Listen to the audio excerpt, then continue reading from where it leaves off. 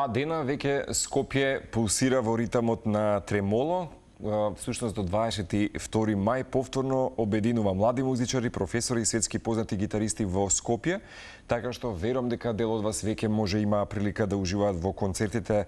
Сега и ќе ги најавиме и надпреварите секако мастер часовите работилниците кои што се посветени на класична гитара, ами и ќе потсетиме за следните активности кои што ги има токму Детскиот културен центар Карпош, па така што утринава директорката на оваа установа Билјана Лалчевска-Серафимовска на линија. Билјана, добро утро и ви благодарам што прифативте, па дури и ваква хибридна виртуелна покана, барем на момент да нотираме за Тремоло, најновиот настан кој што во моментот обединува повторно и млади таленти, ами и носи, пак ја кажам, светски имиња. Тоа што можеби представува еден куриозитет за еден ваков фестивал, апропо и класичната гитара во Скопје. Како сте ми утринава?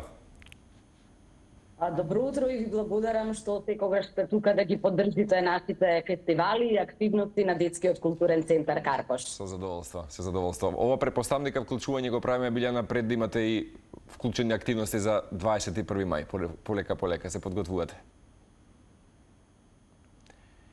Линијата ни се стопира веројатно. Ајде ќе се обидеме повторно да се реконектираме. Билјана, претпоставам дека повторно сме на линија. Ме слушате сега, во рете? Ја ве слушам, да. Добре. Слободно. Повелете, велам дали во моментот по ова вклучување стартуваат подготовките и за третиот ден? Така е. Денеска стартуваме со надпреварите. Вчера и завчера публиката имаше можност да ги проследи концертите во Музеот на македонската борба на артистот Милош Вуковиќ. Вчера во Филхармонија имаше спектакл на Аир Фламенко заедно со Хозе Луис, Мартинес Морено.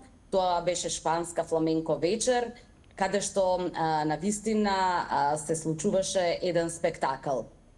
Тремоло не е само фестивал, туку Тремоло е простор каде класичната гитара зборува уникатен, универзален јазик на емоцијата, виртуозноста и културната размена.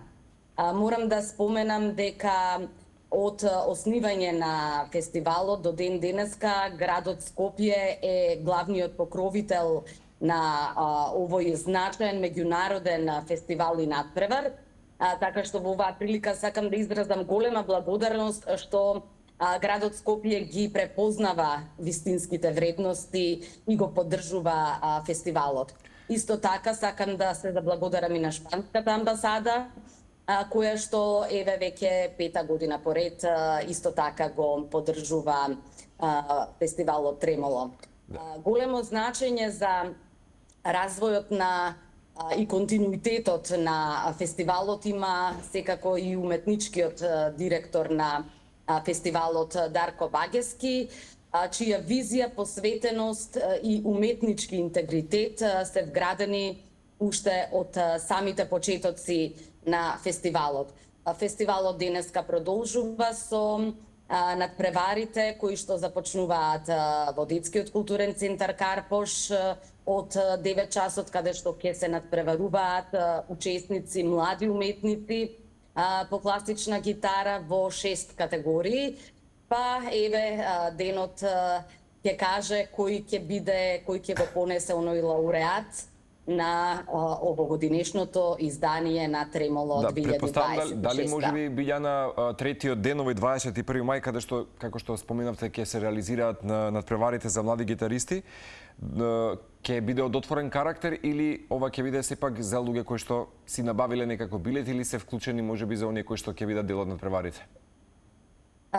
Сет овој фестивал е со слободен влез, така што љубителите на класичната гитара можат да повелат денеска да ги проследат надпреварите.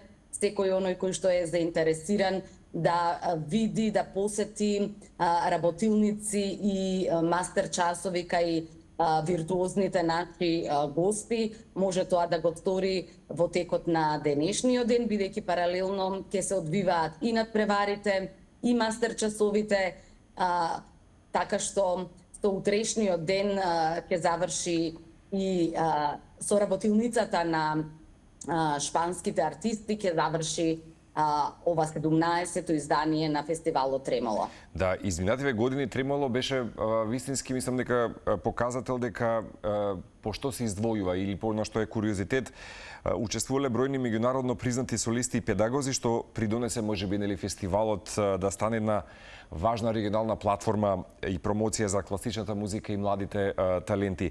Ако би ве прашал денес, освен тоа што е фестивал, дали можеби го оценувате како една музичка академија, па јас би рекол тука и една културна мисија за младите?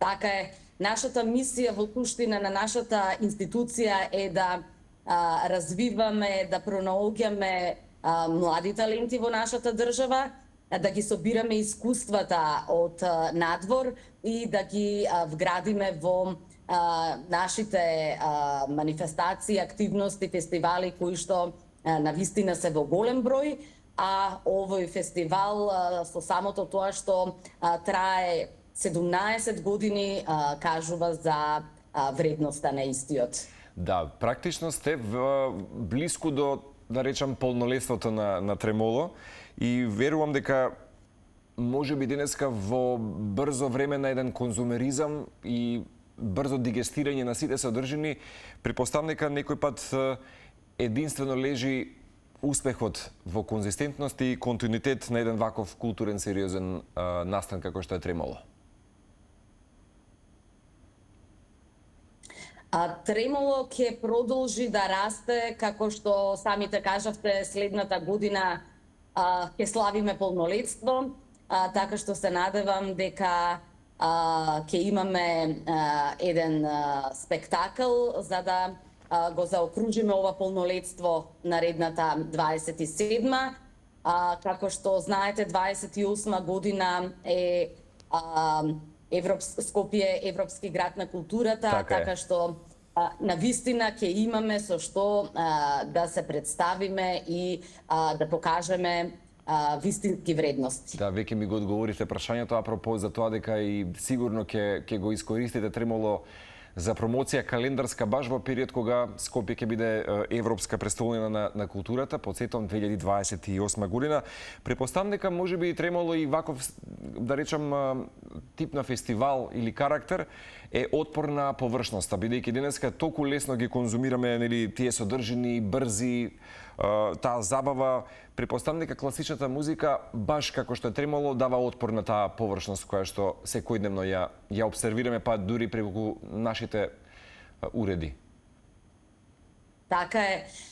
Во суштина затоа и постои центарот, бидејќи со сета она, да кажам,